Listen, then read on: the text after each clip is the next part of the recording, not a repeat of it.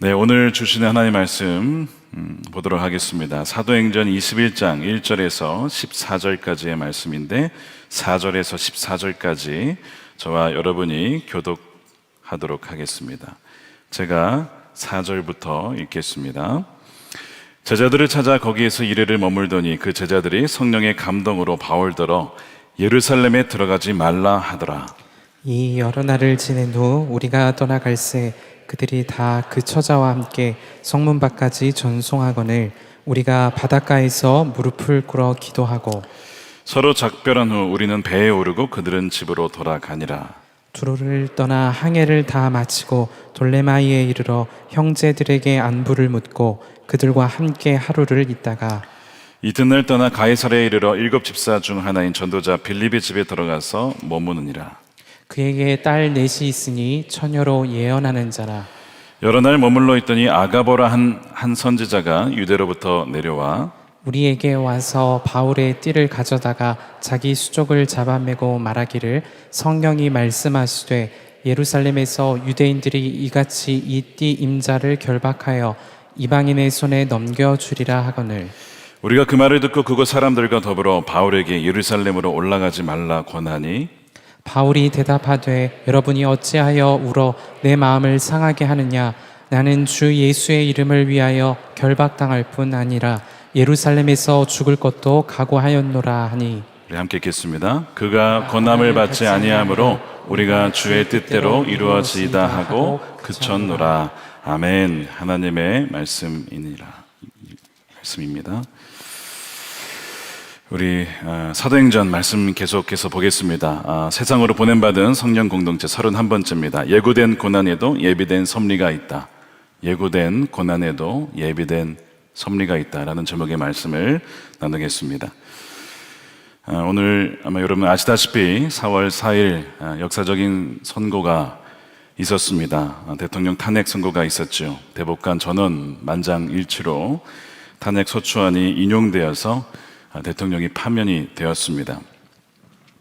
아마 사람들마다 이 결과를 다르게 받아들이실 겁니다. 그러나 우리가 함께 이를 위해서 기도했고 하나님의 뜻을 구하며 하나님의 뜻이 이루어지기를 기도했습니다. 우리가 분명히 알아야 될 것은 이 땅의 진정한 통치자는 우리 하나님이시라는 사실입니다. 하나님은 정말 두려우시고 공의로우시고 하나님께서 자신의 뜻 가운데 자신의 나라와 백성 그리고 이 전 세계를 직접 통치하신 줄로 믿습니다. 이 모든 과정을 통해서 우리 교회가 해야 될 일은 분열과 대립을 넘어서서 화합과 치유를 위해 기도하고 이 땅에 하나님의 정의와 평화를 심는 그 사명을 감당해야 할 줄로 믿습니다. 계속해서 나라가 어려운 가운데 있었지만 그러나 이제는 정말 대한민국이 하나 되어서 정치적 또 경제적 또 국제적 또 외교적 여러 가지 위기 상황 속에 하나 되어 대한민국이 다시 한번 일어설 수 있는 그런 계기가 되었으면 좋겠습니다. 새로운 대통령 선출을 위해서도 남은 60일 기간 동안 더욱더 깨어 정말 다윗과 같이 하나님 마음에 합한 사람이 세워질 수 있도록 여러분 기도해 주시기를 바랍니다. 아마 여러분 중에 이러한 경험이 있으신 분들이 있으실 거예요. 간절히 기도하고 하나님의 뜻을 구하고 마음속에 A라는 길로 A라는 선택을 내가 해야겠다라고 마음을 먹었는데 주변에 믿음 좋은 사람들 또 가족들 또 친한 사람들이 아끼는 사람들이 막 눈물을 흘리면서 거의 통곡을 하면서 A라는 길은 너무 위험하다. 가지 말아라. 우리가 기도해 보니까 거기는 성령께서 가지 말라고 하는 곳이다. 이렇게 말리는 경우 혹시 여러분 경험해 본 적 있으십니까? 여러분 이런 상황 속에서 우리가 어디를 하나님께서 인도하시는 것이라고 우리가 믿어야 될까? 우리는 정말 어느 목소리를 들어야 될까? 내 안에 든 이 확신일까? 아니면 주변에 나를 위해 기도해 주신 분들의 조언을 들어야 될까? 아마 이런 혼란스러운 상황을 여러분 맞이할 때가 아마 있으실 겁니다. 나도 성령의 감동을 받았고 그분들도 성령의 감동을 받아서 나에게 해준 말인데 결과는 너무 다른 것이죠. 방향이 너무 다른 것입니다. 그래서 이것이 어느 길이 정말 주님의 뜻일까? 이런 일들이 종종 우리에게 벌어지곤 합니다.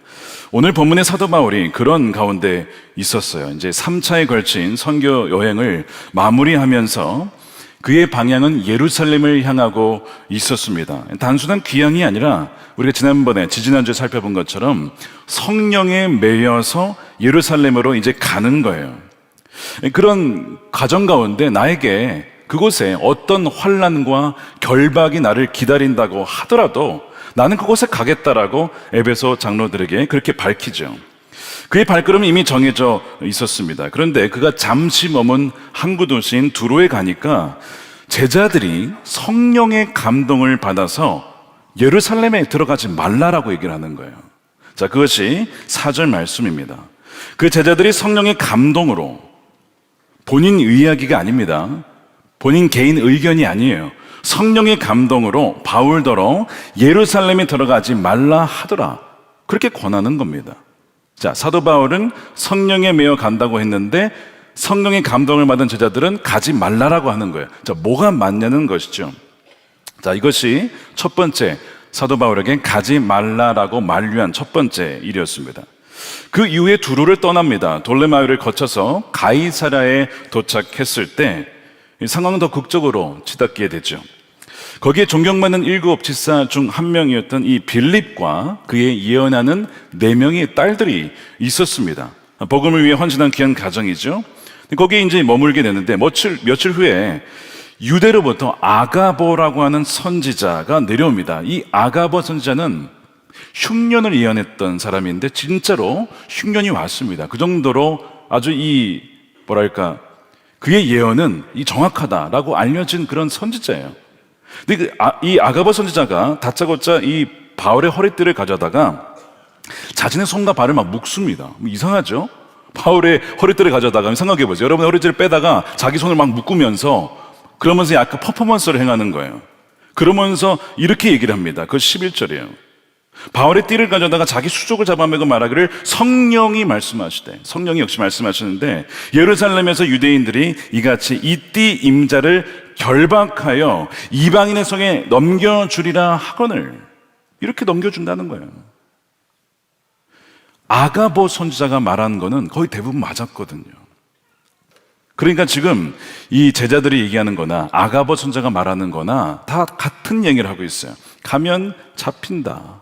그리고 제자들은 가지 말아라 라고 얘기하는 것이죠. 그러니까 곧 바울에게 닥칠 이 충격적인 운명에 대해서 너무나 구체적으로 경고하고 있는 것이죠.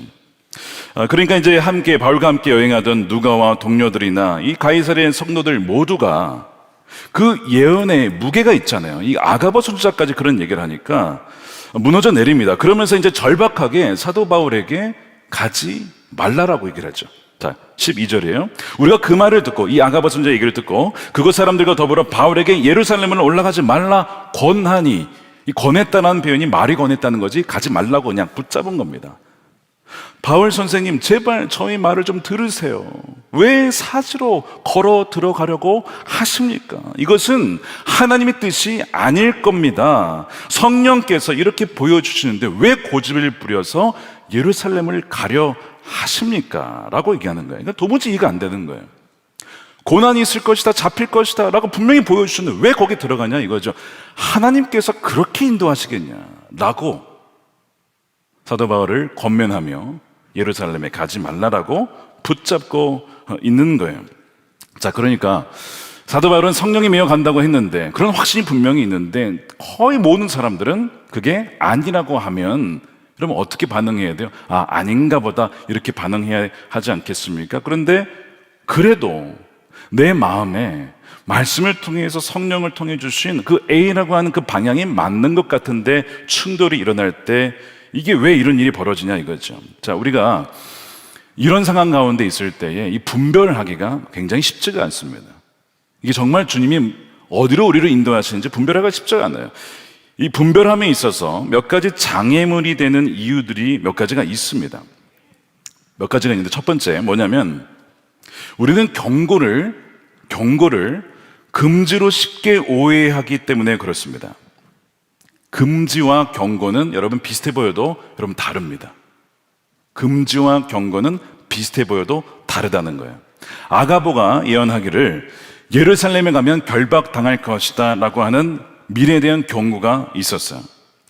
그렇다고 해서 그 길을 가면 안 된다라고 하지는 않았습니다. 비슷해 보이지만 다르죠.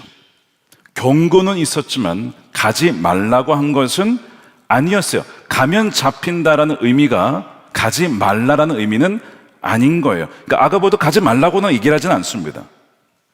성령께서 다가올 위험을 미리 알려줌으로써 이 바울이 영적으로 미리 대비할 수 있도록 알려주신 겁니다. 자, 예를 들면 이런 거예요. 여러분, 폭우가 쏟아집니다 라고 누군가가 알려줬어요. 내일 폭우가 쏟아집니다.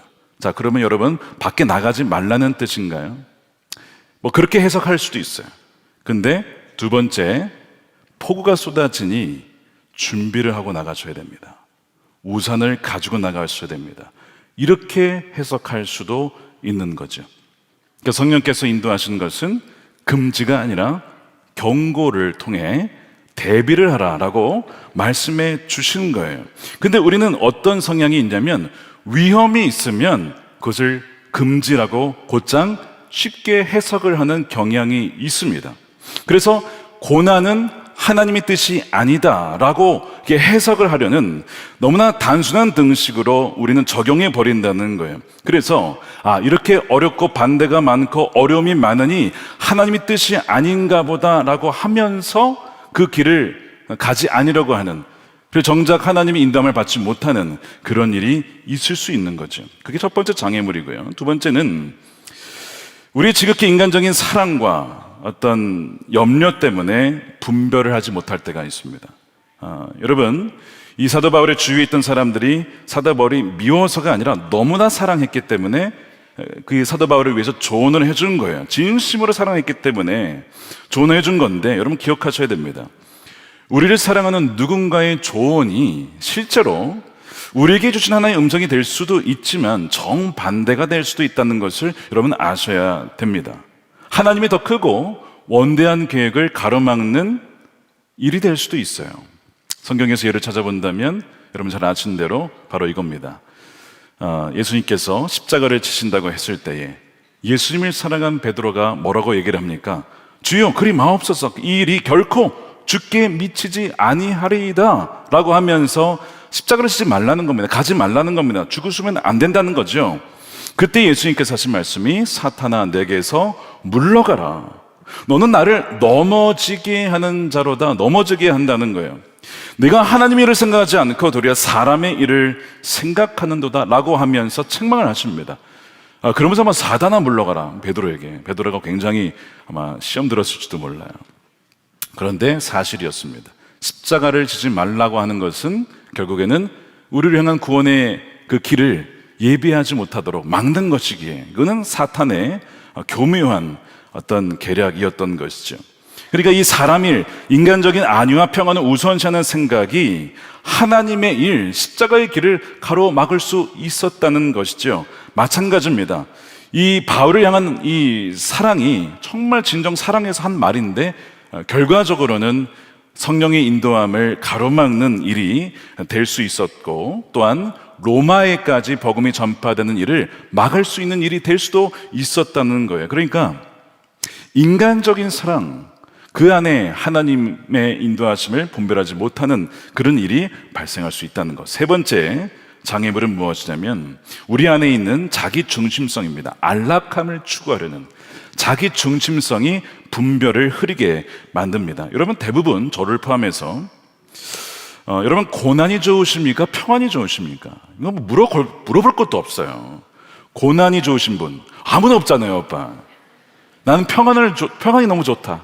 뭐 물어보나 마나죠. 당연히 평안한 길을 추구합니다. 또 한번 물어볼까요? 여러분 희생을 좋아하십니까? 아니면 안전을 좋아하십니까? 희생을 좋아한다. 나는 그런 아주 익스트림하게 아주 그냥 무서운 거 도전한 걸 좋아한다. 별로 없으세요. 대부분 안전하기를 원합니다. 불편함보다는 편리함을 선호하는 것이 우리 인간의 본성이죠. 자, 그러다 보니까 때로는 주님께서 우리가 위험한 길도 가야 되고 우리를 그 길로 인도하실 때 우리는 쉽게 이 길은 하나님이 인도하시는 길이 아니야 라고 우리 스스로 차단해버리고 재단해버리는 경향이 있다는 거예요.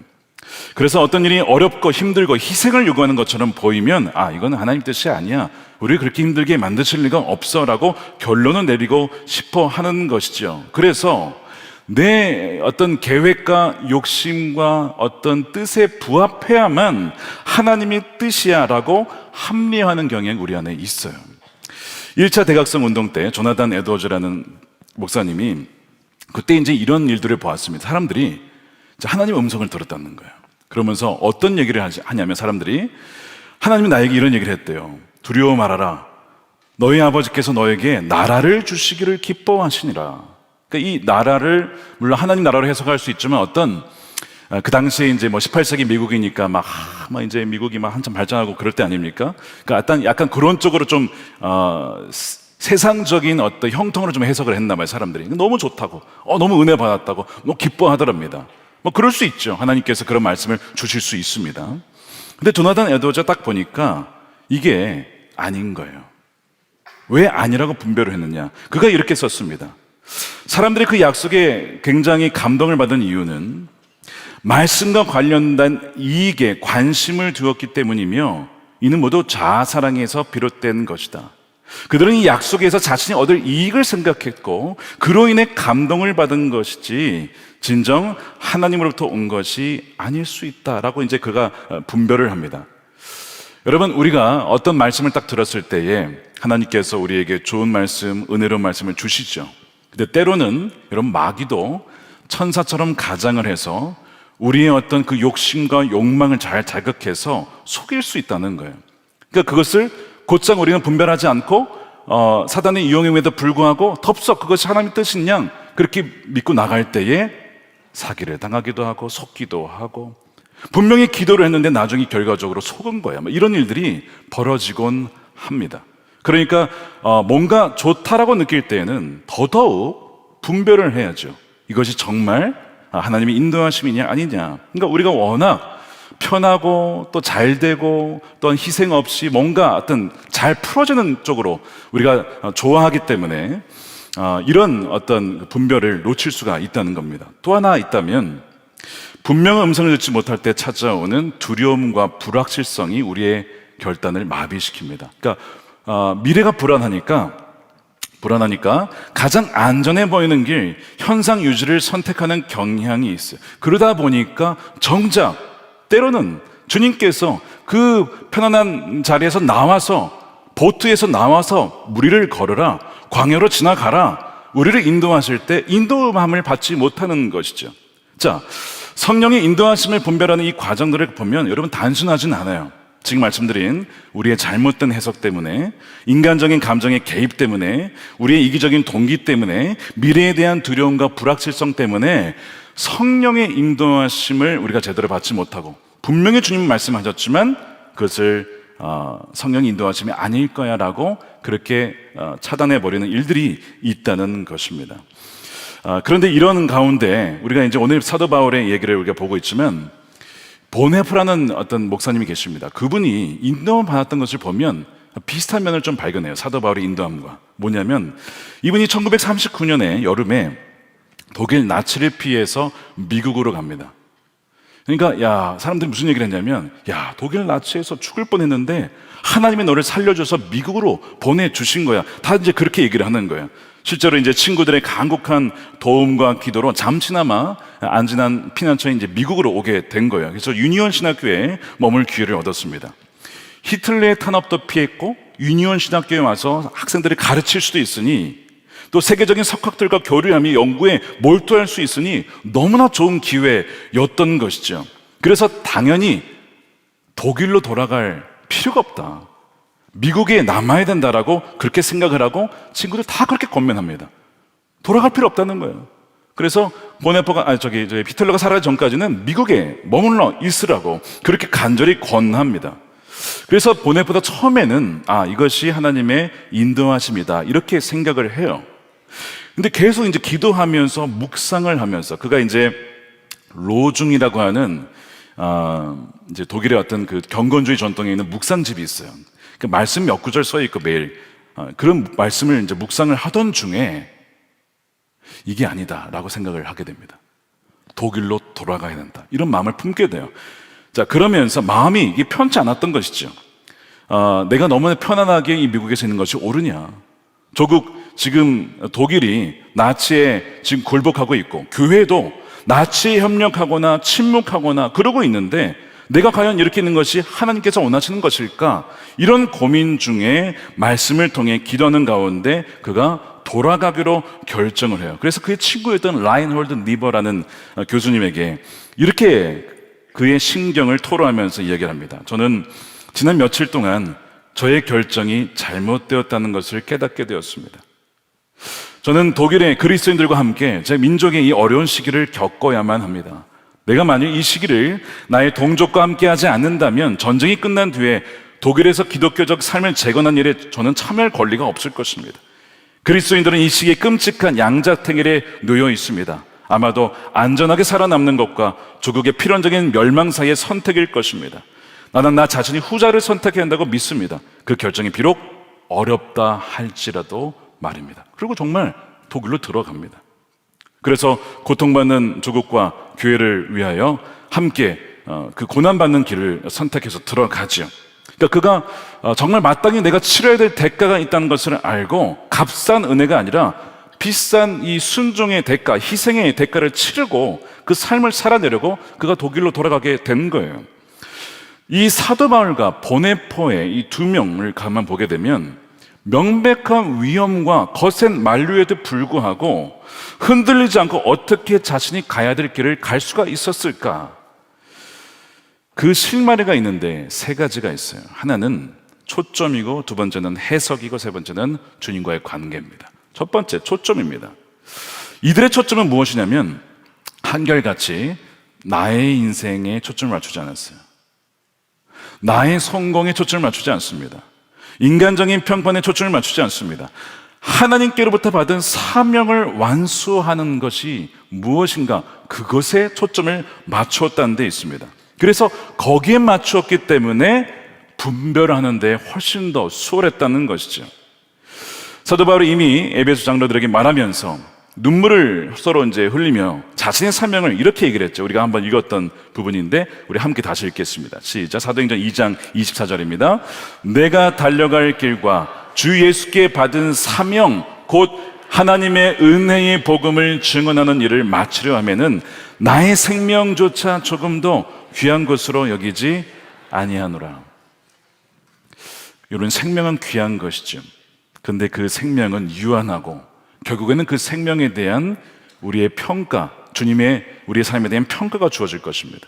사도 바울은 내 생명보다 더 중요한 것은 하나님 복음을 증거하는 일에 내 생명을 드리더라도 그것이 가장 중요한 것이다. 그가 이미 거기서 정해져 있었어요. 그러다 보니까 위협이 있어도 나는 가겠다라고 그는 결정을 했던 것이죠. 오히려 영광스러운 대가를 치르고 내가 주님 앞에 섰을 때에 나는 영원한 상급과 그 면류관을 받을 것이다. 나에게 상을 하나님께서 준비하시고 기다리고 계시다. 그는 그것을 바라보고 달려갔던 것입니다. 그러니까 우리가 어떤 것을 결정할 때에 이것이 나를 위한 것인가 나의 안위를 위한 것인가 여러분 생각하면요, 주님의 인도하심 받기가 어렵습니다.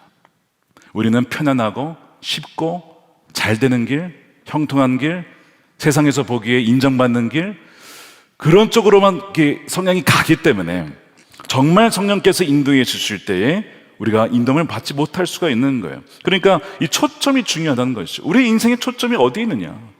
My life에 있느냐? 나의 어떤 영광에 있느냐? 아니면 정말 우리 인생 한 번 오면, 한 번 살면 끝이에요. 죽으면 이제 심판이 있는 것이죠. 주님 앞에 서야 되는데 내 인생을 어디에 맞추고 바칠 것이냐? 그것을 분명히 할 때에만 진정 인도함을 받을 수가 있는 것이죠. 그래서 이 보네포도 이 예언자적인 책임과 제자의 삶을 살아내는 것을 자신의 사명으로 여기고 이 히틀러가 있는 그 독일로 가서 이제 좀 더 극단적으로 가긴 하죠. 히틀러를 암살시켜야겠다. 뭐 나중에 이제 거기에 대한 평가가 엇갈리긴 하지만 어쨌든 이 나라를 위해서 내가 헌신해야겠다라고 자신을 드리게 됩니다. 두 번째, 어떤 차이가 있었느냐? 바로 해석입니다. 아까 말씀을 드렸는데, 경고의 의미를 하나님께서 사명을 이루기 위한 어떤 준비, 신호로 해석할 수 있었던 통찰력이 있었던 거예요. 여러분, 우리 삶에 주님께서 종종 경고하실 때가 있어요. 너 조심해야 된다. 너 무엇을 할 때 이런 일이 있을 거야. 어려움이 있을 거야. 라고 하실 때가 있어요. 그러면 가지 말라는 게 아니라, 물론 막으실 때도 있습니다. 그런데 대개 그런 걸 줄 때는 뭐 하라고 주신 거냐면, 알려주신 거냐면, 너 기도해야 된다. 너 기도의 동역자 모아야 돼. 너 그 일을 위해서 구체적으로 기도해야 돼. 너의 일을 위해서, 너의 사람을 위해서, 프로젝트를 위해서 그냥 대충 하나님 이거 해서 잘게 기도해 주세요. 이렇게 그냥 대충 하지 말고 구체적으로 하나님의 뜻을 구하며 너가 기도하면서 주의 인도를 받아야 된다. 그리고 마귀가 여러 가지 방향으로 공격이 오기 때문에 그래서 너가 알고 대비를 해야 된다. 경고하신 것은 가지 말라는 게 아니라 미리 준비하라 라고 깨닫게 해주신 것이거든요. 그렇게 우리가 해석할 수 있어야 돼요. 예루살렘에 가면 큰 어려움이 있구나. 영적으로 무장하고 기도하며 담대히 맞서야겠다. 사도 바울은 그렇게 해석을 한 것입니다. 더 나아가서 그가 이 고난이, 이렇게 고난이 왜 있을까? 돌아보면 여러분 그것도 생각하셔야 됩니다. 얼마나 중요한 일이면 사탄이 또한 고난이 이렇게 준비되어 있을까? 어떤 일이 잘 안 되면 여러분 생각해 하셔야 돼요. 사탄이 얼마나 싫으면 이것을 막으려고 할까? 그러니까 이 고난을 보면서 로마 선교의 문을 여시려고 하나님이 예비해 주셨는데 중간에 여러 가지 고난이 있는 거구나. 내가 그럼 이거 잘 준비해 가야겠다. 그렇게 해석을 했던 것이죠. 나중에 결과적으로는 로마에까지 가서 많은 사람들에게 복음을 증거하거든요. 여러분, 인간의 생각으로는 상상할 수 없는 방식으로 하나님이 일하실 때가 굉장히 많습니다. 우리가 우리의 생각으로 그 범위 안에서 재단해서는 안 된다는 거예요. 한정을 지으려 해서는 안 된다는 거예요. 하나님은 그 고난을 넘어서 정말 아까 베드로가 죽으시면 안 됩니다. 아니, 죽으셔야 우리가 사는 거예요. 우린 지금은 알죠. 당시 제자들은 몰랐던 것이죠. 일반적으로 메시아라고 하는 이 정치적 메시아가 하는 그런 방식으로 예수님이 우리를 구원할 줄 알았는데 전혀 아니었던 거예요. 마찬가지입니다. 지금 저와 여러분 앞에 놓여져 있는 어떤 어려움이 여러분 혹시 있으십니까? 예상되는 어떤 예고된 고난이 있으십니까? 잘 보셔야 됩니다. 하나님께서 그 예고된 고난을 통해 예비하신 섭리가 있을 수 있다는 것을 여러분 보실 수 있는 눈이 열리게 되기를 축복합니다. 그래서 이 보네포 역시 독일로 돌아가는 것이 위험하다는 걸 누구보다 잘 알고 있었죠. 그러나 그것을 감당할 때에 이루어질 어떤 역사는 이루 말할 수 없다는 것을 그도 영적인 눈으로 통찰을 하고 가게 된 것입니다. 자, 세 번째 실마리가 무엇이냐면 아까 초점, 두 번째가 뭐였죠? 해석입니다. 세 번째가 바로 관계입니다. 주님과의 관계 속에. 자, 사도 바울이 이 선교 여행을 하는 중에 때론 성령께서 막으실 때가 있었어요. 비두니아로 가고자 애썼지만 성령께서 허락하지 않으셨죠. 여기는 아니구나. 그렇게 인도함을 받고 또한 가지 말라는 걸 또 받고 또한 열어주신 길로도 나아가고 이런 식으로 계속 주님과 대화하며 성령의 인도하심을 따라 그렇게 분별을 받았어요. 근데 이번에는 예루살렘으로 가는 게 맞는데 고난이 있어요. 근데 고난이 있어도 여기는 가는 게 맞아. 내적인 확신이 있었던 거예요. 여러분, 이것은 한순간에 오지는 않습니다. 계속해서 주님과 함께 묻고 순종하고 때로는 불순종을 통해서 징계를 당하면서 내가 그때 순종했었어야 되는구나. 이 과정을 통해서 배워나가죠. 감각을 알게 됩니다. 그러다 보면 나중에는요, 고난의 길이 보여도 이것이 복된 길이라는 것을 마음속에 알게 돼요. 주님이 인도하신다. 길로 인도하신다는 것을 알게 돼요. 보네포도 마찬가지였습니다. 그가 이 핑켈 발데라고 하는 신학교에서 이 제자들과 함께 계속 말씀 묵상과 기도와 서로 이제 격려해주고 이 소그룹 안에서 이제 상호 책임을 하면서 이렇게 영성 훈련을 같이 했거든요. 그러는 가운데 주님의 이 인도함에 대한 분별력을 그가 가질 수가 있었던 것입니다. 그래서 여러분, 초점과 해석과 이 관계가 이 어려움 가운데 나아가는 그 길 속에 하나님의 인도하심이 있다는 것을 분별할 수 있었던 좋은 실마리였던 것이죠. 자, 그 결과 이제 바울이 나는 가겠다고 다시 한번 얘기를 하죠. 이 세 가지를 통해 분별을 했잖아요. 그래서 이렇게 얘기를 해요. 13절에 바울이 대답하되 여러분이 어찌하여 울어 내 마음을 상하게 하느냐. 나는 주 예수의 이름을 위하여 결박당할 뿐 아니라 예루살렘에서 죽을 것도 각오하였노라 하니. 바울이 이렇게 얘기를 했을 때 사람들의 마음은 어떠했을까요? 저 고집을 누가 꺾을 수 있을까? 큰일을 당하겠구나. 어쩌면 어떤 사람은 하나님의 뜻이 저것이 아닐 텐데 아마 생각한 사람도 있을 수도 있어요. 여러 생각들이 교차했을 겁니다. 근데 여러분, 그 무모해 보이는 이 사도 바울의 순종의 발걸음이 어떤 놀라운 결과를 가져옵니까? 우리가 이제 앞으로 살펴보겠지만 요약해서 얘기하면 이런 거예요. 그가 이제 예루살렘에 가니까 실제로 결박을 당합니다. 그리고 죽음의 위기를 여러 차례 넘기죠. 로마로 압송이 됩니다. 아가보의 예언이 정확히 맞았어요. 아가보의 말이 맞았다고요. 근데 그 과정 속에 유대 총독 벨릭스와 베스도, 아그리파 왕, 번역의 공주 앞에서 담대히 복음을 증거합니다. 그러니까 당시에 영향력이 있는 정치자, 지도자들 앞에서 복음을 증거할 수 있는 기회가 주어지게 되는 거죠. 제수의 신분으로 로마로 가는 중에 풍랑을 만납니다. 거기서 배가 파산하면서 온갖 고초를 당하지만 무슨 얘기를 하냐면 하나님께서 당신들의 생명을 지켜주십니다. 걱정하지 마십시오. 정말 파산을 당했지만 사람이 죽지 않아요. 그 과정을 통해 또한 사람들에게 하나님이 살아계심을 증거하게 되죠. 고난을 당했지만 생명을 살려주신다라고 하는 그 예언적인 말씀이 실제로 이루어지는 걸 보면서 사람들에게 복음을 증거해요. 더 나아가서 이제 나중에는 이제 가택 연금 상태로 갇히게 됩니다. 로마에 가서. 그 갇힌 상태에서 뭘 하냐면 이제 사도행전 28장이 나오죠. 하나님 나라를 전파하며 주 예수 그리스도에 관한 모든 것을 담대하게 가르치는 그런 사역을 감당합니다. 이 갇힌 곳에서 옥중 서신이 이제 나오게 되죠. 에베소서, 빌립보서, 그렇죠? 이 골로새서, 빌리몬서, 이 빌리몬서와 같은 옥중 서신들이 기록이 되면서 지금도 우리에게 성령의 감동으로 지어진 성경이 되어서 우리에게 전해주고 있잖아요. 이 모든 것이 고난이 있어도 성령에 매여 내가 가겠노라 순종했을 때에 주어지는 열매들이었다는 것입니다. 여러분, 만일 가지 않았더라면 어떻게 됐을까? 이거 다 없는 거예요. 이거 다 없는 거예요. 하나님은요, 인간의 눈에는 실패와 고난으로 보이는 그 길을 통해 생명의 복음이 세계 심장부였던 이 로마에까지 전파되고 후대에까지, 우리에 이르기까지 영향을 미치는 상상할 수 없는 구원의 역사를 이루신 것입니다. 그 결정이 굉장히 중요한 결정이었던 거예요. 예루살렘을 갈 거냐 말 거냐, 고난이 있으니까 피할 거냐, 아니면 주님과 함께 그 고난을 통과해 나갈 것이냐. 아마 여러분들 중에 지금 이 기로에 계신 분들이 아마 있으실 거예요. 내가 이 길로 가면 분명히 어려워. 이거 많은 고난이 있을 거야.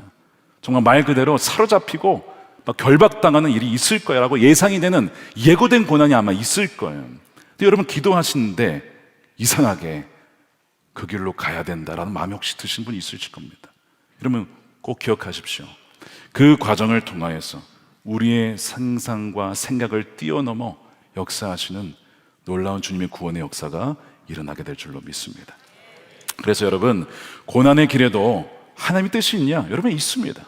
고난 속에 숨겨진 하나님의 빅픽처가 있다는 거예요.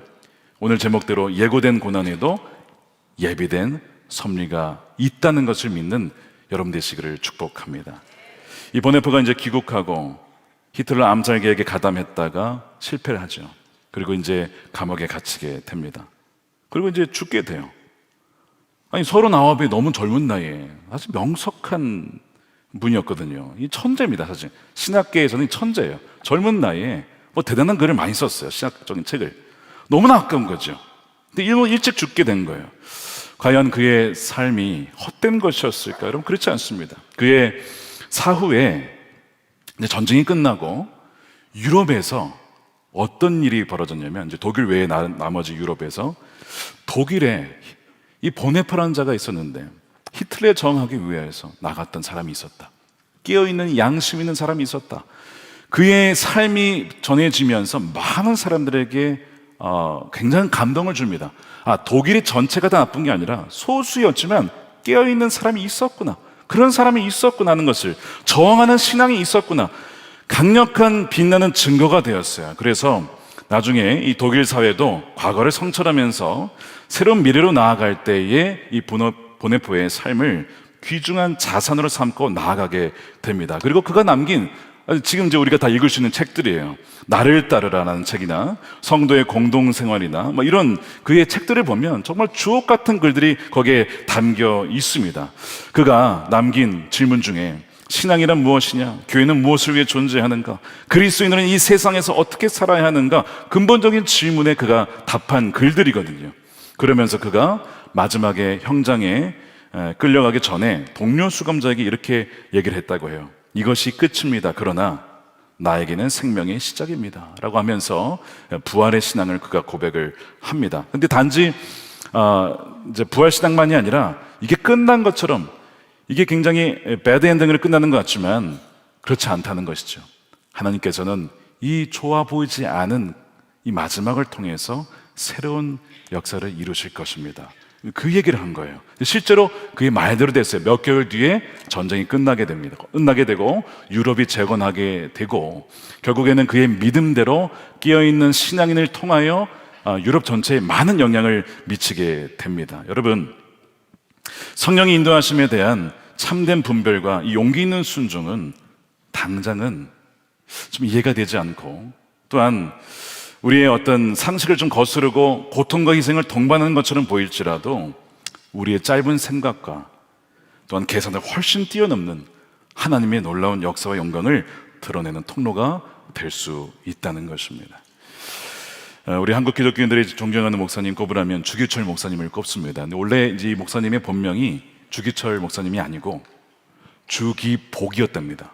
우리가 좋아하는 그 복, 주기복. 근데 이름이 기복이에요. 그러니까 약간 복에 따라 기복신앙도 아니고 약간 그렇잖아요. 그래서 그분이 이름을 세례를 받고 주기철로 바꿨답니다. 이 철이 이 철저하게 바로 그 철자예요. 철저히 신앙한다는 뜻입니다. 그래서 복을 받는 뭐 그런 기복신앙이 아니라 철저히 죽기까지 신앙하겠다라는 고백이었죠. 그래서 나라를 사랑하긴 했지만 나라의 광복보다 하나님 나라의 회복을 더 추구하고 중요하게 여긴 목사님이셨어요. 하나님 나라의 이 회복. 신사참배를 거부하고 일사가고의 설교를 하다가 이 감옥에 갇히죠. 모진 고문을 당합니다. 사모님 면회를 오셨어요. 그때 이제 따뜻한 숭늉 하나 해달라고 사모님께 부탁을 했는데 사실 이 사모님이 더 대단한 분이에요. 약한 소리와 앓는 소리 대신에 감옥에 있는 남편을 위해 이렇게 말씀했다고 합니다. 당신 꼭 승리하셔야 합니다. 살아서는 이 붉은 문 밖을 나올 수 없습니다. 저는 제 아내가 그랬으면 너무 서운했을 것 같아요. 죽으라는 거 아니에요 거기서. 진짜 사모님 그렇게 얘기하셨다는 거예요. 그래서 정말 그 감옥에서 순교를 하시게 되죠. 근데 이제 입간 예배를 치를 때 사모님께서 이런 얘기를 하셨대요. 이제 많은 교우들이 많이 울었다고 해요. 우리 목사님 순교하신 것 때문에. 근데 그때도 여러분, 지금은 울 때가 아닙니다. 지금은 기도할 때입니다. 그러니까 나라를 위해서 또한 하나님 나라를 위해서 계속 우리가 기도할 때지 지금 울 때가 아니라고. 우리 주기철 목사님이나 이 오정모 사모님이나 뭐 이런 분들이 계셨기에 우리 한국 교회가 있을 수 있었던 것이죠. 하나님께서 그 두 분을 높여 주셨어요. 지금까지도 우리에게 그분들의 신앙의 본을 들려주고 계십니다.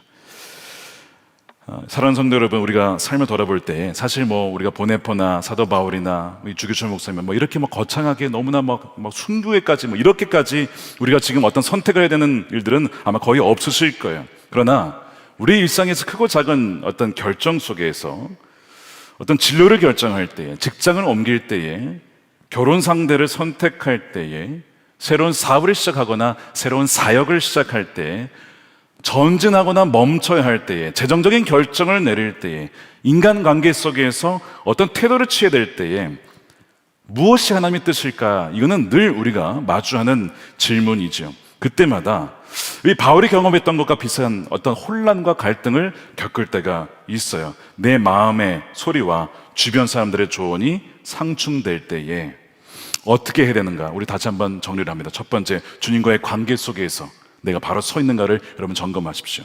어떻게 하라고요? 주님과 관계 속에 바로 서 있는가. 내가 말씀과 기도 가운데 정말 주님의 인도하심을 따르고자 하는 그 마음이 열망이 있고, 정말 나의 육신의 소욕을 거부하고 주의 뜻대로만 살고자 하는 그 마음이 있느냐, 그 주님과의 관계를 먼저 확인해 보시고, 두 번째는 내 이면에 숨겨진 진짜 동기가 무엇인지 보셔야 됩니다. 정말 이것이 하나님의 일인지 사람의 일인지, 내가 어떤 내 마음에 숨겨진 어떤 다른 동기가 있는 것은 아닌지를 여러분 철저하게 점검해 보셔야 돼요. 세 번째는 고난에 대한 나의 해석은 어떠한가. 나는 고난을 무조건 잘못된 것이라고, 하나님께서 그렇게 이상하게 인도해 주지 않을 거야 라고 혹시 해석하지는 않는가, 그런 경향이 내게 있지는 않은가. 여러분 그걸 점검해 보셔야 돼요. 여러분 고난으로 주님이 인도하심으로써 거기에서 하나님께서 우리를 향한 우리가 생각하지 못한 길이 있을 수 있으면 여러분 그 마음을 열어두셔야 된다는 것이죠. 그리고 네 번째, 하나님의 뜻으로 분별이 되었다면 순종하고 결과는 주님께 맡기는 것입니다. 우리가 할 것은 뭐예요? 믿고 순종하는 것입니다. 그러면 우리가 순종할 때에 우리의 기대를 뛰어넘는 방식으로 하나님의 선하신 뜻을 이루어 가실 줄로 믿습니다. 저는 이제 오늘 이 말씀을 준비하면서 항상 이 본문을 읽으면 생각나는 사건이 있어요. 여러분 이미 아시는 사건이지만 제가 책에도 썼지만 2013년에 있었던 일이죠. 이민교회를 섬겨달라는 얘기를 들었을 때 이민교회냐 미국 교회냐 남는 거냐 한국으로 돌아가느냐 여러 가지 정말 분별하기 어려운 그 상황 중에 있었습니다. 물론 저의 그 상황은 뭐 사도 바울이나 뭐 보네폰에 비하면 아무것도 아니죠. 뭐 1000분의 10,000분의 1도 되지 않지만, 근데 비슷한 상황이 있었어요. 이민교회를 가고자 마음에 말씀을 묵상하다가 분별이 됐어요. 와서 우리를 도우라. 가려고 하는데 저를 사랑하는, 저희 가정을 사랑하는 주변 사람들은 정말 하나같이 말리는 겁니다. 가지 말아라. 가면 큰일 난다. 거긴 목회자의 무덤이다. 이렇게 다 말리니까 우리가 잘못 분별했나? 이렇게 생각이 드는 거예요. 그래서 더욱더 기도하면서 주님의 뜻이 무엇입니까? 라고 기도하던 중에 여러 가지 묵상을 하면서 내가 미국에 왜 왔지? 신학 공부하러 왔지. 교회에서 보내줬지. 그래, 신학 공부는 왜 하는 거지? 생명을 살리기 위해, 교회를 살리기 위해서 공부하는 거지. 근데 공부를 한다고 하면서 정작 지금 죽어가는 교회를 두고도 모른 척 할 수 있나? 그 모순 아닌가? 뭐 이런 묵상들이 막 되게 되는 거예요. 오직 주 예수님을 위해 살겠다고 했지, 언제 나의 어떤 뭐 신학 공부나 뭐 학위나 그런 걸 왜 내가 산다고 했나? 그렇지 않잖아. 내가 설령 그걸 못한다 하더라도 지금 당장 와서 도와달라고 하는 그 위기에 처한 교회에 주님께서 부르실 때 가야 되지 않겠는가? 사람들은 너 가면, 그 실패하면 거기 가가지고 쫓겨난 목사 될 거야. 너의 명예 다 없어지는 거야. 이런 얘기를 하는데 뭐 제 명예가 뭐가 있겠습니까, 그 당시에. 뭐 이런 생각도 들고 여러 가지 막 생각이 들었어요. 결론적으로 40일 기도하고 난 다음에 그냥 말씀 그대로 와서 우리 도우라가 주님의 인도하심이 맞고, 어쨌든 저쨌든 교회와 생명을 살리기 위한 것이 나의 부르심이니까 그 길로 가자. 그래가지고 부모님께도 글로 가기로 했습니다. 그냥 통보를 해드리고 기도만 부탁드리고 그렇게 하고 이제 그 교회로 가게 된 거예요. 가면 어려움이 많다고 했잖아요. 말씀드린 것처럼 어려움이 있었어요. 물론 거기에서 사랑도 많이 받고 정말 많은 간증들이 있었습니다. 그러나 동시에 어려움도 많았어요. 저로 말미암아 저의 부족함과 미숙함으로 인한 그런 고난도 있었고 억울한 아픔도 있었습니다. 오해도 있었고 어려움도 있었지만, 그러나 그 모든 과정을 통해서 하나님께서 저를 어떻게 다루셨냐면 너가 이미 죽었음을 인정해야 된다. 계속 저로 하여금 저는 이미 죽었습니다. 저는 이미 십자가에서 주님과 함께 죽었습니다. 제 안에 사는 것은 주님이 있습니다. 정말 이것을 수천 번 고백했던 것 같아요. 계속 그 상황 속에서, 그 상황 속에서 저는 죽었습니다. 그렇죠? 저는 죽었죠. 김다윗은 죽었습니다. 저는 없습니다. 주님이 사시는 것입니다.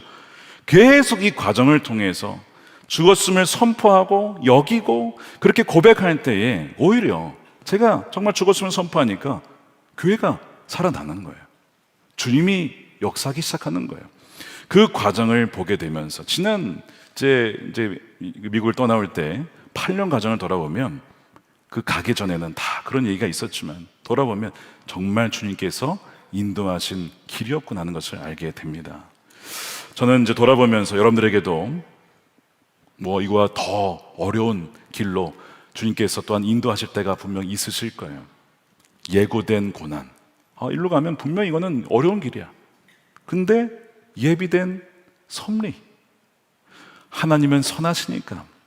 하나님은 우리의 생각과 계획보다 더 크고 놀라우신 계획을 갖고 계시니 그것을 신뢰하며 나아갈 때에 이거는 정말 이건 뭘로 말을 설명할 수가 없는 거예요. 우리는 순종의 발걸음만 들이지만 그러나 우리의 삶을 정확하게 인도하신 분이 주님이시기에 그리하여 사도 바울의 그 발걸음을 통하여서 로마에 이르기까지 정말 만날 수 없었던 사람들을 만나서 거기에서 복음을 증거하고 정말 기가 막힌 방식으로 주 살아계심을 증거했던 것처럼 여러분들의 그 순종의 발걸음을 통해 주님께서 말씀하시고 깨닫게 하시고 사람들에게 복음을 듣게 하시고 주님께로 돌아오게 하는 그런 놀라운 일이 일어나게 될 줄로 믿습니다. 여러분, 오늘 말씀을 정리하면서 내가 가야 될 예루살렘은 어디인가? 여러분, 그걸 생각해 보셔야 됩니다. 내가 가야 될 예루살렘. 우리의 목표는 우리의 어떤 인생, 나의 더 좋은 인생, 이게 아니라 오늘 여러분 14절에 이렇게 되어 있어요. 우리가 주의 뜻대로 이루어지이다 하고 그쳐놓으라. 자, 마지막에 결론이 이겁니다. 사람들이 하도 사도 바울이 간다고 하니까 뭐라고 했냐면 주의 뜻대로만 이루어지기를 원합니다. 이렇게 했어요. 여러분, 이것이 우리의 결론이 됩니다. 주님, 저의 인생이 이렇게 되기를 원합니다. 저의 사업이 이렇게 되기를 원합니다. 그게 아니라 때로는 고난의 길을 주님께서 인도한다 할지라도 주님, 저의 손호나 저의 바라는 것이 아니라 오직 주님의 뜻만 이루어지기를 원합니다. 그렇게 된다면 제가 어떻게 되든 상관이 없습니다. 그런 결단으로 나아갈 때 주님께서 정말 우리가 너는 정말 상관이 없어 그렇게 하실까요? 주님께서 때로는 우리를 그렇게 힘든 가정으로 인도하실 때도 있지만 돌아보면 우리를 너무 사랑하신 주님께서 가장 좋은 길로 우리를 인도해 주셨구나 라고 고백하게 되어지는 저와 여러분들의 삶이 되시기를 우리 주님의 이름으로 축원드립니다. 우리 함께 찬양할 텐데요, 아마 이 찬양은 제가 알기로는 처음 하는 찬양입니다. 근데 아마 들어서 아신 분들이 계실 거예요. 모든 걸음 되시네 라는 찬양입니다. 예라모십의 이 찬양을 우리가 좀 배운다는 느낌으로 우리 찬양하고 찬양팀 먼저 인도해 주시고 그 다음에 우리가 같이 또 부르고 이렇게 우리 찬양했으면 좋겠습니다. 가사 생각하시고 복음 가운데 나의 영혼 잠잠하게 주를 보리라. 우리 시간 함께 기도하겠습니다. 우리 지난주와 같이 오늘도 좀 결단하며 기도했으면 좋겠는데요, 이렇게 결단했으면 좋겠어요. 주님, 예고된 고난의 길이 보여도 편안한 길, 쉬운 길 아니고 정말 주님의 인도하시는 길이라면 순종해 나가겠습니다. 저의 오직 소망은 하나님의 뜻이 저를 통해 이루어지는 것입니다. 하나님의 뜻만이 이루어지게 해 주십시오. 우리 그렇게 결단하신 분들만 자리에서 일어나서 기도했으면 좋겠습니다. 주님, 저를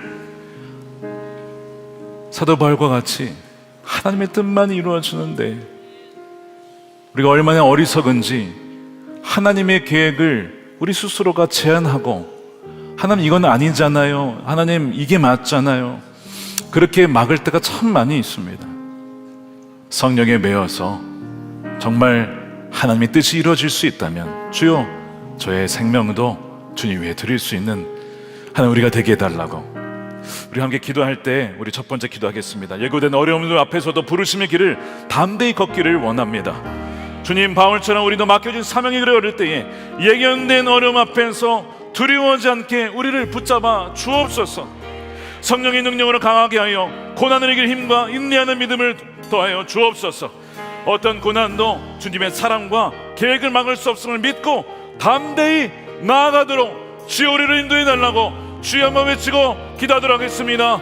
주여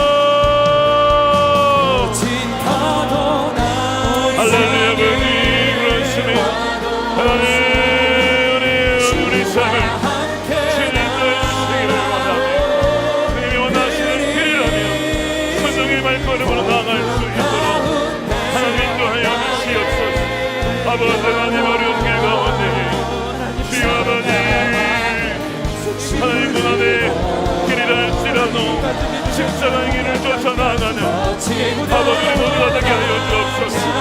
시끄럽게 한길 가지 않게 하시고 돌려온 길 가운데 중요하신 하나님의 은혜를 삼아 주의 예배하신 섭리를 삼아 주의 믿음의 신념에 나아갑니다. 사랑하는 성도들 가운데 주님의 분별력을 더하여 주시옵소서. 그 가운데로만 나아갈 수 있도록 주님 인도하여 주시옵소서. 우리 계속해서 기도하겠습니다. 여러분, 하나님은 선하십니다. 하나님은 완벽하신 분이십니다. 고난 중에도 하나님의 선하신 계획을 신뢰하는 여러분 되시기를 축복합니다. 우리 인생만이 아니라 이 나라를 향한 하나님의 계획은 정말 이 기도로 시작된 대한민국, 국회에서 기도로 시작한 대한민국, 하나님께서 우리 눈에 보이는 것과 다르게 정말 가장 선한 길로 인도해 주실 줄 믿습니다. 여러분, 소돔과 고모라에 10명만 있어도 멸망시키지 않는다 그랬어요. 여러분, 기도하고 손들고 주께 나아가는 하나님 백성들이 얼마나 많은데 주님께서 가장 좋은 곳으로 인도하시지 않겠습니까? 우리가 하나님의 선하신 계획을 신뢰하며 나가는 우리 모두가 되기를 축복합니다. 주님, 이해하기 어려운 고난 속에서도 모든 것을 주관하시는 하나님의 선한 계획을 신뢰하게 하여 주시옵소서. 우리의 생각으로 하나님의 뜻을 판단하지 않게 하시고 고난을 통해 주님을 더 깊이 의지하며 모든 상황 속에서 주님의 신실하심을 붙잡고 평안을 얻고 누리며 나가는 이 나라와 이 백성들이 되게 해달라고 주의 마음에 외치고 기도하겠습니다. 주여,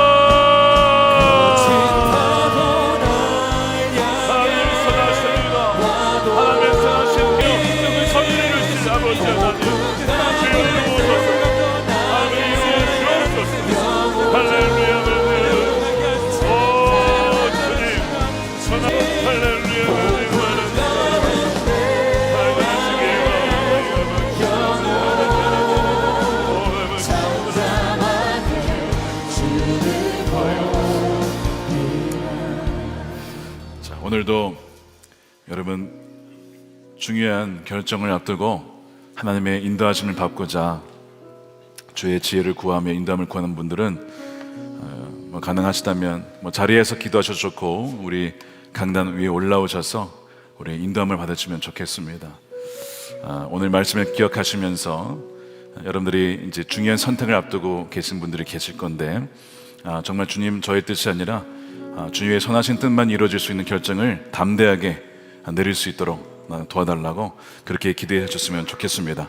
앞으로 나오시면 여러분들 위해서 또한 여러분들 위해서 기도해 드리도록 하겠습니다. 주의 마음으로, 간절한 마음으로, 목자의 마음으로 여러분들의 형편을 위해서 주의 마음을 품고 기도해 드리도록 하겠습니다. 우리 마지막 세 번째, 우리 나라를 위해서 기도하겠습니다. 우리 탄핵 이후에 혼란이 참 많았습니다. 나라가 정말 말 그대로 두 쪽이 나서 정말 어려운 시기를 우리가 보냈습니다. 이제 탄핵 결정이 되었고 물론 어떤 분들은 좋아하고 어떤 분들은 굉장히 슬퍼하실 것입니다. 그러나 우리가 기도했기 때문에 하나님의 선하신 뜻을 신뢰하며 온 나라가 이제는 하나 되어 하나님의 뜻을 이루는 이 나라가 되게 해달라고 우리 기도했으면 좋겠습니다. 지도자들에게 국민 통합과 안정의 지혜를 주소서. 모든 국민이 미움과 분열 대신 존중과 이해로 화합하게 하시고 견해 차이가 건강한 논의로 이어져서 공동선을 우선하게 하여 주옵소서. 대한민국이 더 성숙한 자유민주주의 국가와 정의로운 나라가 되게 하시고 이 땅에 주님의 공의와 평화가 강물처럼 흐르게 하소서. 오늘 마지막 이 구절을 다시 한번 읽겠습니다. 우리가 주의 뜻대로 이루어지이다 하고 그쳤노라. 그쳤다는 거예요. 사도 바울에게 왜 글로 가냐고 막 하던 자도 그쳤다는 거야. 그치고 주님의 뜻이 이루어지기를 원합니다. 우리가 오늘 이 말씀을 붙잡고 우리가 좌우를 떠나서 정말 대한민국을 향한 하나님의 뜻이 오직 하나님의 뜻만이 이루어질 수 있도록 그것을 위해서 우리 간절히 기도했으면 좋겠습니다. 그리하여 다시 한번 새로워진 대한민국, 정말 모든 불의와 거짓과 이 모든 것이 사라지고 공의와 진리 가운데 다시 한번 이 나라가 세워질 수 있도록 두 손 들고 우리 주여 세 번 외치고 기도하겠습니다. 주여, 주여, 주여.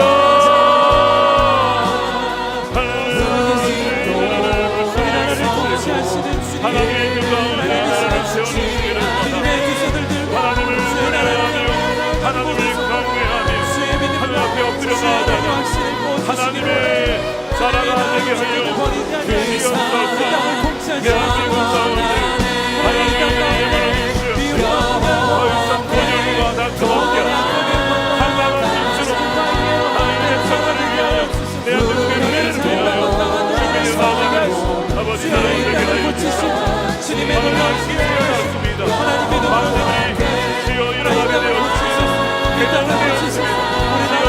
되었습니다. 주여, 더욱더 깨어 기도하며 나를 위하여 대통령을 위하여